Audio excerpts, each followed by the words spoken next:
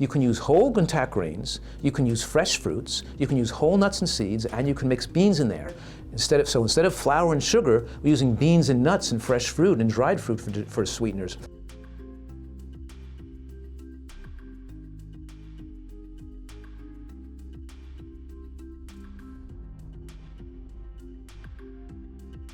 You know, desserts are healthy. We're a primate with a big part of our tongue for the taste and enjoyment of sweet. And that means we're designed to be eating sweet fruit, not sugar, not white flour and, and corn. So in other words, desserts are good and healthy for you, especially if you're making like a brownie or a cake with a bean or an oat crust, or you're making a bean brownie with beans and dates and fruit and cocoa powder, or you're making an ice cream by whipping some frozen fruit with a few almonds or with some frozen banana or some almond milk, or you're making there's all types of ways we can make icings, cakes, pies, desserts, cookies, breakfast bars. In other words, you can use whole intact grains, you can use fresh fruits, you can use whole nuts and seeds, and you can mix beans in there.